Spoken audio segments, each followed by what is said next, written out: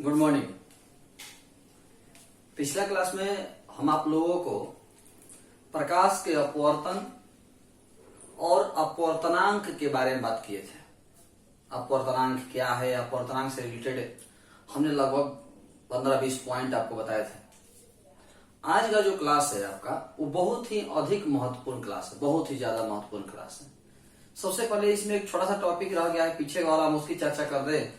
प्रकाश के अपवर्तन के उदाहरण, प्रकाश के अपवर्तन के उदाहरण कौन कौन से हैं, प्रकाश के अपवर्तन के उदाहरण क्या क्या हैं। तो उसमें जैसे हमारा एक हो गया, पहले तो प्रकाश के अपवर्तन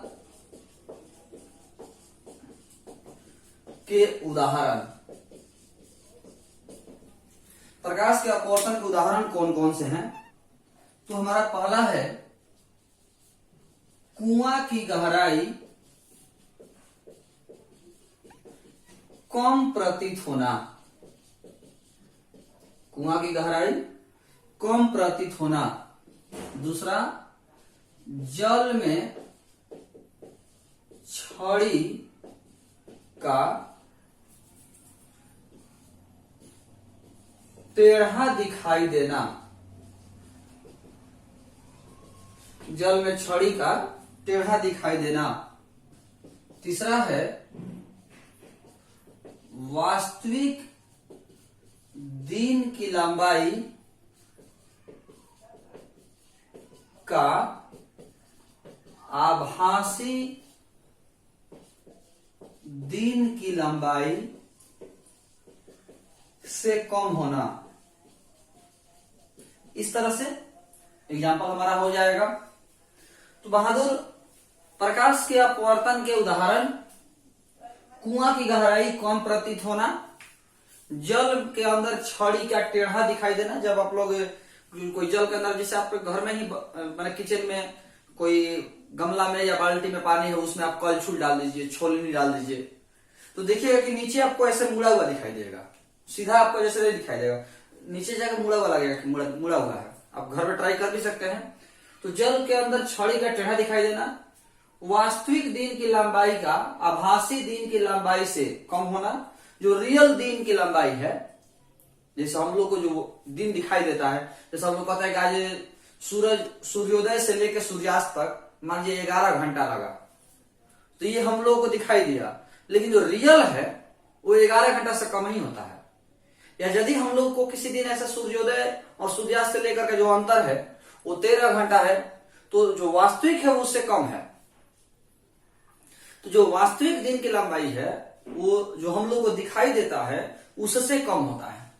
इसके अलावा एक और टर्म है, आप मेला में कभी कभी देखे होंगे, जल के अंदर सिक्के का उठा हुआ प्रतीत होना। मेला में कभी कभी आप लोगों ने देखा होगा, छोटे छोटे मेला में, कि बाल्टी ले लेता है, बाल्टी के अंदर ग्लास रख देता है और कहता है कि सिक्का डालिए। ऊपर से आपको शर्त लगा, यदि आप ग्लास में डाल दिए तो सिक्का आपको, पैसा जो आपको डबल मिलेगा, और यदि ग्लास में नहीं गया तो पैसा आपको कम मिले, माने पैसा का खत्म हो जाएगा। तो कहने का मतलब हुआ कि ये जो जल के अंदर सिक्का है वो आपको उठा हुआ दिखाई देता है। कभी आप कुआं में देखिएगा, झांकिएगा तो लगेगा अरे तो मैंने दिख रहा है, बहुत कम पानी है। तालाब में, आहर में, नदी में आपको लगता है कि कम पानी है, गहराई कम लगता है। तो कुआं की गहराई कम प्रतीत होना, जल में छड़ी का टेढ़ा दिखाई देना, वास्तविक दिन की लंबाई का आभासी दिन की लंबाई से कम होना, जल के अंदर सिक्के का उठा हुआ प्रतीत होना, ये सब के सब प्रकाश के अपवर्तन के उदाहरण हैं। अब हम आपको ये दिखाने जा रहे हैं कि आखिर ये किस तरह से होता है। इसको थोड़ा सा हम लोग ऐसे समझते हैं, जैसे मान लीजिए ये कुआं है और ये जल है।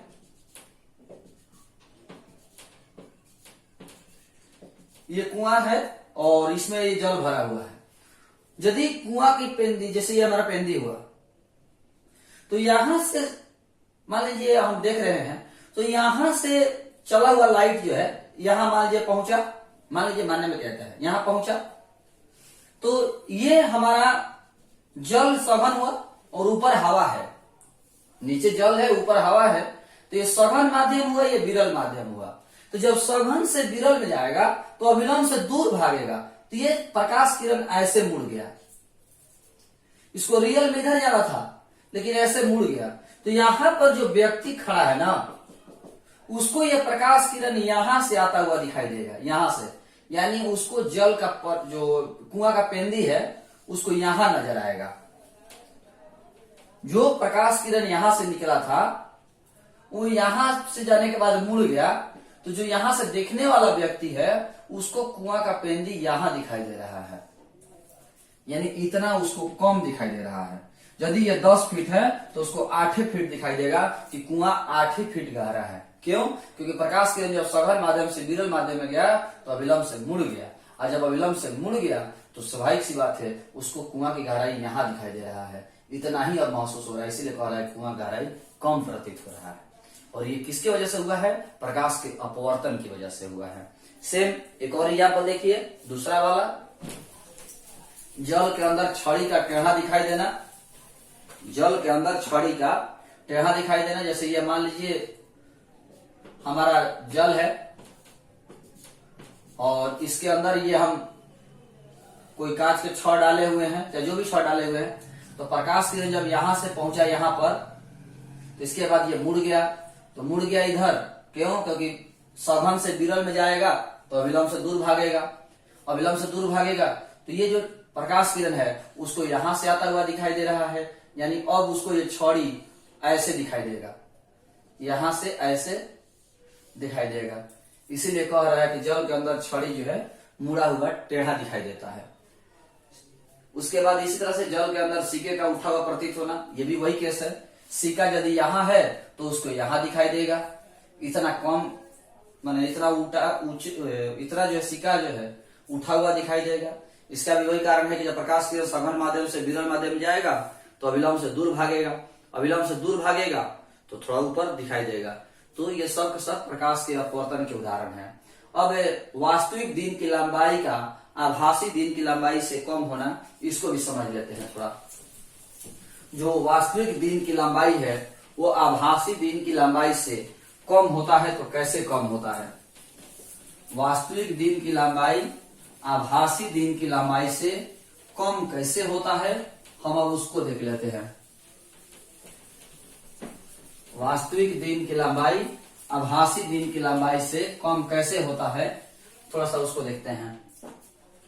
जैसे मान लीजिए यह हमारा पृथ्वी है, सूर्य यहां है, अभी सूर्य यहां है, तो जब सूर्य से चली प्रकाश किरण यहां पहुंचेगा तो ये रास्ता भटकेगा तो इधर पहुंचा, जब रास्ता भटका तो इधर पहुंचा, तो जो व्यक्ति यहां मान लीजिए है, मकान लिए हुए जो भी है, तो इसको सूर्य जो है यहां दिखाई देगा। यानी जो सूर्य अभी नीचे ही है, मतलब वो बाहर नहीं आया है, फिर भी उसको सूर्य दिखाई देने लगा, मतलब सूर्योदय हो गया। यह भी सूर्य बाहर नहीं आया है, अभी सूर्य नीचे ही है, लेकिन सूर्य चूंकि यहां उसको दिखाई दे रहा है, इसका मतलब सूर्य उसको बाहर नजर आने लगा। यानी सूर्योदय होने से पहले ही उसको सूर्य दिखाई देने लगा, दिन की शुरुआत हो गई। सूर्योदय से पहले ही दिन की शुरुआत हो गई। सूर्योदय हुआ नहीं, रियल में सूर्योदय भी नहीं हुआ, लेकिन उसका दिन की शुरुआत हो गया, सूर्योदय उसका हो गया। उसी तरह से सूर्य यदि यहां डूब जाए तो भी उसको सूर्य यहां दिखाई देगा अभी। यानी डूबने के बाद भी उसको सूर्य अभी दिखाई दे रहा है। यानी यहां सूर्योदय से पहले ही सूर्य दिखाई दे रहा है, और यहां सूर्योदय के बाद भी सूर्य दिखाई दे रहा है। दिन समाप्त हो गया उसके बाद भी दिखाई दे रहा। यानी मान के चलिए कि 10 मिनट पहले ही दिन की शुरुआत हो गई, और यहाँ 10 मिनट के बाद तक भी दिन की शुरुआत हुआ। यानी मान के चलिए कि जैसे 20 मिनट हो गया, 10 मिनट पहले भी 10 मिनट बाद भी। यह हमें को एग्जाम्पल ले रहा है 10 मिनट, ऐसा कोई बात नहीं है। क्यों होगा ऐसा? क्योंकि सूर्य यहाँ है, तो यहां से चला प्रकाश किरण, जब वायुमंडल पहुंचा तो इधर मुड़ गया, तो यहां मुड़ा तो ये प्रकाश किरण यहां से आता हुआ दिखाई दे रहा है। जो सूर्य यहां है वो यहां भी दिखाई दे रहा है। तो कुल मिलाकर के यही है कि प्रकाश के अपवर्तन कारण प्रकाश अपने पथ से मुड़ जाती है, और प्रकाश के अपने पथ से मुड़ जाने की वजह से जल के अंदर कुआं गहराई कम प्रतीत होता है, जल के अंदर सिक्का उठा हुआ प्रतीत होता है। वास्तविक जो दिन की लंबाई है वो आभासी जो हम लोग को दिखाई देता है, जो हम लोग को महसूस होता है, उससे कम होता है। जल के अंदर छड़ी टेढ़ा दिखाई देता है। ये हमारा प्रकाश के अपवर्तन का उदाहरण हुआ। अब हम बात करने वाले हैं, एक टर्म है बहुत ही महत्वपूर्ण, वो है क्रांतिक कोण। वो क्या टर्म है? क्रांतिक कोण। क्रांतिक कोण बहादुर,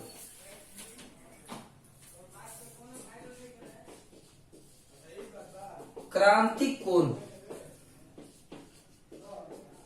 क्रिटिकल एंगल। ये तो आप जानते होंगे, हम पहले ही आपको बता चुके हैं कि प्रकाश किरण जब सघन माध्यम से विरल माध्यम में जाती है तो अभिलंब से दूर भागती है। प्रकाश किरण जब सघन माध्यम से विरल माध्यम में जाती है तो अभिलंब से दूर भागती है। जब प्रकाश किरण सघन माध्यम से विरल माध्यम में जाती है तो अभिलंब से दूर जाती है, और जब अभिलंब से दूर जाती है तो स्वाभाविक सी बात है कि अपवर्तन कोण का मान यानी आर का मान आई से अधिक होगा। यह भी हम आपको पहले बता चुके हैं। जब प्रकाश किरण सघन माध्यम से विरल माध्यम में जाती है तो अभिलंब से दूर भागती है। देखिए थोड़ा सा इसको समझते हैं। जैसे ये सघन माध्यम हुआ, ये विरल माध्यम हुआ, ये अपवर्तक सतह है। अपवर्तक सतह मतलब दो माध्यमों को अलग करने वाला सतह। ये अभिलंब है। प्रकाश किरण जब ये सघन माध्यम से विरल माध्यम में जा रहा है तो अभिलंब से दूर भागता है। ये हमारा आई हुआ, यह हमारा आर हुआ। प्रकाश किरण जब सघन माध्यम से विरल माध्यम में जाता है तो अभिलंब से दूर भागता है। मान के चलिए कि आई का मान यदि 30 डिग्री है, मान लीजिए मानने में कहता है, तो आर का मान 50 डिग्री है। एक एग्जांपल ले लेते हैं। आई का मान 30 डिग्री है तो आर का मान 50 डिग्री है। सघन माध्यम से विरल माध्यम में जाता है तो अभिलंब से दूर भागता है। यदि आई का मान बढ़ करके 40 डिग्री हो गया, यदि आई का मान बढ़ करके 40 डिग्री हो गया तो स्वाभाविक सी बात है आर का मान बढ़ करके हम मान लेते हैं एग्जांपल में 70 या 80 हो गया। मान लीजिए 80 डिग्री हो गया। आई का मान 30 है तो आर का मान 50 है। आई से आर अधिक है। उसी तरह आई का मान 40 है तो आर का मान 80 है। आर का मान आई से अधिक है। तो क्या हम ऐसा नहीं कह सकते हैं कि आई का एक ऐसा भी मान होगा जिस पर आर का मान 90 हो जाएगा? आई का ऐसा भी तो एक मान होगा जिस पर आर का मान 90 हो जाएगा। जैसे आपने देखा है कि एग्जाम्पल में कि प्रकाश किरण जब सघन माध्यम से विरल माध्यम में जाती है तो अभिलंब से दूर भागती है। प्रकाश किरण जब सघन माध्यम से विरल माध्यम में जाती है तो अभिलंब से दूर भागती है। तो दूर भागती है तो आर का मान आई से अधिक होता है। आर का मान आई से अधिक होता है। आर का मान जो है आई से अधिक होगा। तो जब आई का मान लीजिए 30 है तो आर का मान आई से तो अधिक है, तो मान लीजिए 50 है। उसी तरह आई का मान यदि 35 है तो आर का मान 70 है। आई का मान 40 है तो आर का मान लीजिए 85 है। उसी तरह आई का मान कोई ऐसा तो होगा जैसे 42 डिग्री है जिस पर आर का मान 90 है। स्वाभाविक सी बात है कि आई से आर अधिक है तो आई के एक ऐसा मान होगा जिस पर आर का मान 90 होगा। आई का एक ऐसा मान होगा जिस पर आर का मान 90 होगा। तो आई के जिस मान पर आर का मान 90 होगा उसे हम क्रांतिक कोण कहते हैं। उसी को हम क्रांतिक कोण कहते हैं। आई के जिस मान पर आर का मान 90 होगा उसे हम क्रांतिक कोण कहते हैं। अब इसको हम शब्द में आई बार बार कह रहे हैं, जो आई मतलब आपतन कोण, आर मतलब अपवर्तन कोण। यहां पर आई मतलब आपतन कोण, आर मतलब अपवर्तन कोण। आई मतलब आपतन कोण, आर मतलब अपवर्तन कोण। यानी आपतन कोण के जिस मान पर अपवर्तन कोण का मान 90 डिग्री होगा उसे हम क्रांतिक कोण कहते हैं। आपतन कोण के जिस मान पर अपवर्तन कोण का मान 90 डिग्री होगा उसे हम क्रांति कोण कहेंगे, उसी को हम क्रांति कोण कहते हैं। इसको आप लोग अपने नोट्स में लिखिएगा, कैसे क्रांति कोण लिखकर डैश देंगे। उसके बाद लिखेंगे, क्योंकि हम जानते हैं कि जब प्रकाश किरण सघन माध्यम से विरल माध्यम में जाती है तो अभिलंब से दूर जाती है। चूंकि हम जानते हैं कि जब प्रकाश किरण सघन माध्यम से विरल माध्यम में जाती है तो अभिलंब से दूर जाती है,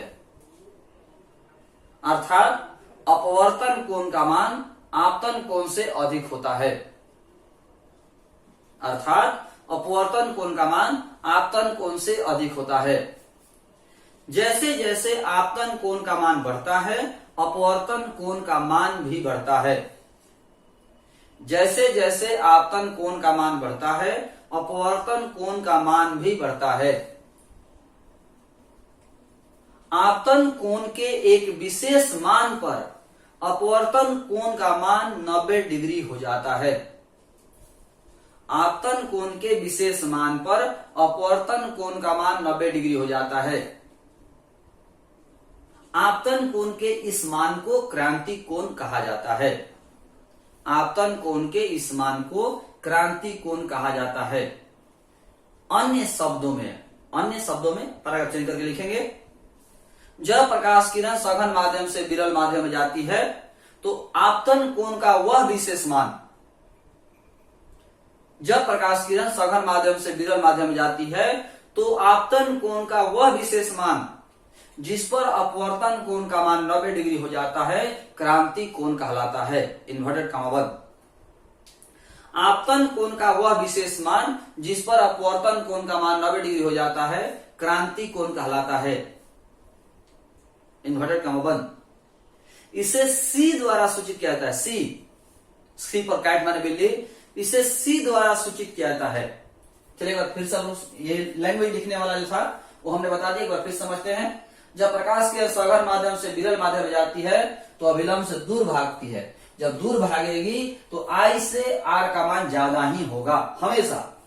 आई से आर का मान हमेशा ज्यादा ही होगा। जब प्रकाश किरण सघन माध्यम से विरल माध्यम में जाती है तो अभिलंब से दूर जाती है, तो आई से आर का मान हमेशा ज्यादा ही होगा। मान लीजिए कि आई का मान 30 है तो आर का मान 50 है। आई का मान 40 है तो आर का मान 80 है। आई का मान लीजिए 42 है तो आर का मान 90 है। यानी आई के एक ऐसा भी मान होगा जिस पर आर का मान 90 हो सकता है। आई का एक ऐसा भी मान होगा जिस पर आर का मान 90 हो सकता है। तो आई के जिस मान पर आर का मान 90 होगा, आई के जिस मान पर आर का मान 90 होगा उसे हम क्रांति कोण कहेंगे। आई के जिस मान पर आर का मान 90 होगा उसे हम क्रांति कोण कहेंगे। तो आप लोग जो है जो परिभाषा लिखवाया वो लिख लीजिएगा। उसके बाद फिगर हम बना दे रहे हैं, वही फिगर आपको उतारना है। एक बार फिर से बोल रहे हैं, चूंकि हम जानते हैं कि जब प्रकाश किरण सघन माध्यम से विरल माध्यम में जाती है तो अभिलंब से दूर भागती है, अर्थात अपवर्तन कोण का मान आपतन कोण से अधिक होता है। जैसे जैसे आपतन कोण का मान बढ़ता है अपवर्तन कोण का मान भी बढ़ता है। आपतन कोण के विशेष मान पर अपवर्तन कोण का मान 90 डिग्री हो जाता है। आपतन कोण के इस मान को क्रांति कोण कहा जाता है। अन्य शब्दों में, जब प्रकाश किरण सघन माध्यम से विरल माध्यम में जाती है तो आपतन कोण का वह विशेष मान जिस पर अपवर्तन कोण का मान 90 डिग्री होता है क्रांति कोण कहलाता है। इसे सी द्वारा सूचित किया जाता है। इसके बाद फिगर बनाना है। ये सघन माध्यम, ये विरल माध्यम, ये अपवर्तक सतह, ये हमारा अभिलंब,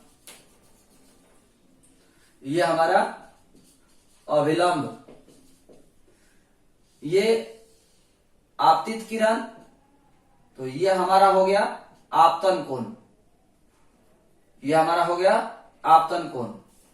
और यदि अपवर्तन कोण, अपवर्तित किरण ये है तो ये हमारा हो गया अपवर्तन कोण, आर बराबर 90 डिग्री।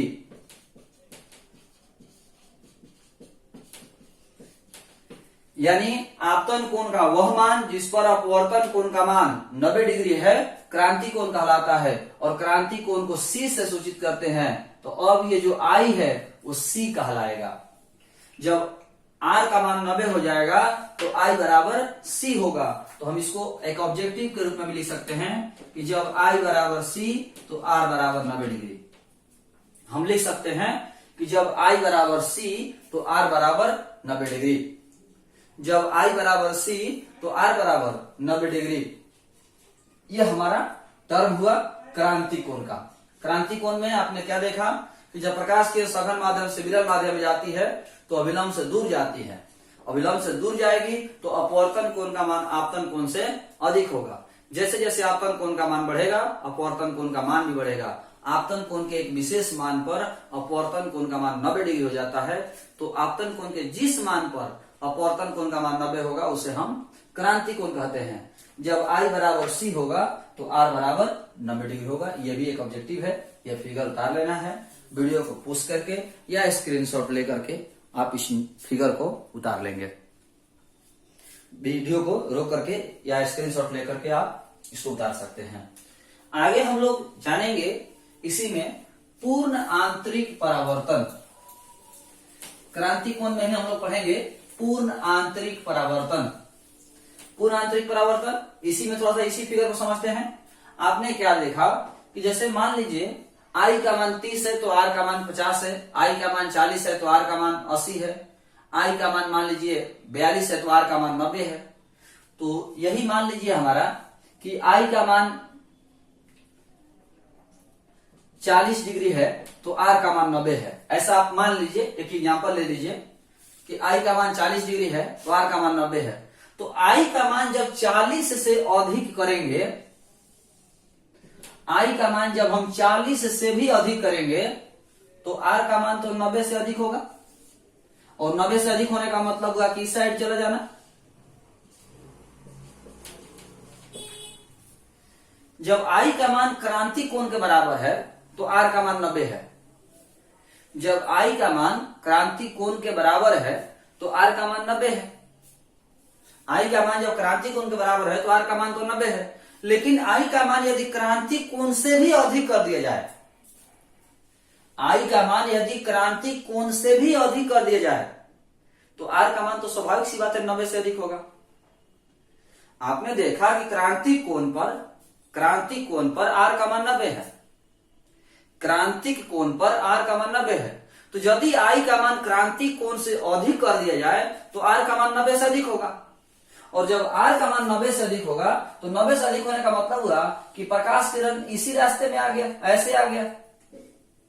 तो जिस माध्यम से आया था उसी माध्यम में लौट गया, जिस माध्यम से आया था उसी माध्यम में लौट गया, माध्यम नहीं बदला अब। और आपको तो हम पढ़ाए हैं कि बिना माध्यम बदले प्रकाश यदि रास्ता बदले तो उसको हम परावर्तन कहते हैं। जिसमें माध्यम नहीं बदले केवल रास्ता बदले तो परावर्तन है, जिसमें माध्यम बदले रास्ता भी बदले तो अपवर्तन है। यहां हम देख पा रहे हैं कि माध्यम नहीं बदला, जिस माध्यम में गया था उसी माध्यम में आ गया, रास्ता केवल बदल गया, तो ये भी परावर्तन है हमारा। यानी कुल मिलाकर इसको आप समझते हैं लैंग्वेज में कि जब प्रकाश के सघन माध्यम से विरल माध्यम में जाती है तो अभिलंब से दूर जाती है। प्रकाश किरण जब सघन माध्यम से विरल माध्यम में जाती है तो अभिलंब से दूर जाती है।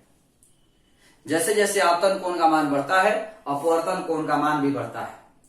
जब आपतन कोण का मान क्रांति कोण से अधिक होता है तो अपवर्तन कोण का मान 90 डिग्री से अधिक हो जाता है और प्रकाश किरण अपने ही माध्यम में लौट आती है। इसी घटना को पूर्ण आंतरिक परावर्तन कहा जाता है।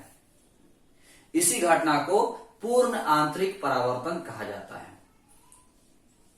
अर्थात जब प्रकाश किरण सघन माध्यम से विरल माध्यम में जाती है तो आपतन कोण का मान क्रांति कोण से अधिक होने पर प्रकाश किरण अपने ही माध्यम में लौट आती है। इसी घटना को पूर्ण आंतरिक परावर्तन कहा जाता है। आप लोग नोट्स बनाएंगे, पूर्ण आंतरिक परावर्तन, टोटल इंटरनल रिफ्लेक्शन लिख कर डैश देंगे। जब प्रकाश किरण सघन माध्यम से विरल माध्यम में जाती है तो अभिलंब से दूर भागती है। जैसे जैसे आपतन कोण का मान बढ़ता है, अपवर्तन कोण का मान भी बढ़ता जाता है। जब आपतन कोण का मान क्रांति कोण से अधिक हो जाता है तो अपवर्तन कोण का मान 90 डिग्री से अधिक हो जाता है तथा प्रकाश किरण अपने ही माध्यम में लौट आती है। इसी घटना को पूर्ण आंतरिक परावर्तन कहा जाता है। अन्य शब्दों में, जब प्रकाश किरण सघन माध्यम से विरल माध्यम में जाती है तो आपतन कोण का मान क्रांति कोण से अधिक होने पर प्रकाश किरण अपने ही माध्यम में लौट आती है। इसी घटना को पूर्ण आंतरिक परावर्तन कहा जाता है। यानी आपने क्या देखा कि जब आपतन कोण का मान क्रांति कोण के बराबर होगा, जब आपतन कोण का मान क्रांति कोण के बराबर होगा तो अपवर्तन कोण का मान 90 होगा। जब आपतन कोण का मान क्रांति कोण के बराबर होगा तो अपवर्तन कोण का मान 90 होगा। लेकिन जब आपतन कोण का मान क्रांति कोण से भी अधिक हो जाए तो अपवर्तन कोण का मान 90 से अधिक होगा। जब आपतन कोण का मान क्रांति कोण से अधिक हो जाए, जब आपतन कोण का मान क्रांति कोण से अधिक हो जाए तो अपवर्तन कोण का मान 90 से अधिक होगा और प्रकाश किरण अपने ही माध्यम में लौट आएगा। जब आपतन कोण का मान क्रांति कोण से अधिक होगा तो प्रकाश किरण अपने ही माध्यम में लौट आएगा। इसी को हम पूर्ण आंतरिक परावर्तन कहते हैं। इसी को हम पूर्ण आंतरिक परावर्तन कहते हैं। यही आपको फिगर बनाना है। यानी पूर्ण आंतरिक परावर्तन में जब I बड़ा होगा C से, R बड़ा होगा 90 से। जब I बड़ा होगा C से तो R बड़ा होगा 90 से। इसी में फिगर बना लेना है। नीचे टॉपिक आएगा पूर्ण आंतरिक परावर्तन की शर्त।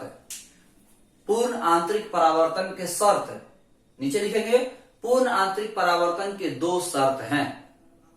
पूर्ण आंतरिक परावर्तन के 2 शर्त हैं। पहला, प्रकाश किरण सघन माध्यम से विरल माध्यम में जाना चाहिए। दूसरा, आपतन कोण का मान क्रांति कोण से अधिक होना चाहिए। पहला, प्रकाश किरण सघन माध्यम से विरल माध्यम में जाना चाहिए। दूसरा, आपतन कोण का मान क्रांति कोण से अधिक होना चाहिए। आपतन कोण का मान क्रांति कोण से अधिक होना चाहिए। तो आपने क्या देखा कि प्रकाश किरण जब सघन माध्यम से विरल माध्यम में जाती है तो अभिलंब से दूर भागती है। पहले तो इसको स्क्रीनशॉट लेकर के या वीडियो पुश करके उतार लीजिएगा। तो आपने देखा कि प्रकाश किरण जब सघन माध्यम से विरल माध्यम में जाती है तो अभिलंब से दूर जाती है। प्रकाश किरण जब सघन माध्यम से विरल माध्यम में जाती है तो अभिलंब से दूर जाती है। यानी अपवर्तन कोण का मान आपतन कोण से अधिक होता है। जैसे जैसे आपतन कोण का मान बढ़ता है अपवर्तन कोण का मान भी बढ़ता है। जब आपतन कोण का मान क्रांति कोण के बराबर होता है तो अपवर्तन कोण का मान 90 होता है। जब आपतन कोण का मान क्रांति कोण से भी अधिक होता है तो अपवर्तन कोण का मान 90 डिग्री से अधिक हो जाता है और प्रकाश किरण अपने ही माध्यम में लौट आता है। इसी घटना को पूर्ण आंतरिक परावर्तन कहा जाता है। इसमें प्रकाश किरण परावर्तन के नियमों का पालन भी करती है। इसमें प्रकाश किरण परावर्तन के नियमों का भी पालन करती है और प्रकाश की संपूर्ण मात्रा अपने माध्यम में लौट आती है। इसीलिए इसको पूर्ण आंतरिक परावर्तन कहते हैं। इसमें प्रकाश की संपूर्ण मात्रा अपने माध्यम में लौट आती है, इसीलिए इसको पूर्ण आंतरिक परावर्तन कहते हैं। पूर्ण आंतरिक परावर्तन के 2 शर्त है। पहला, प्रकाश के सघन माध्यम से विरल माध्यम में जाना चाहिए और दूसरा, आपतन कोण का मान क्रांति कोण से अधिक होना चाहिए। तो आज की इस वीडियो में इतना ही। बहुत ही महत्वपूर्ण टॉपिक था। हम अगले क्लास में कल मिलेंगे। धन्यवाद।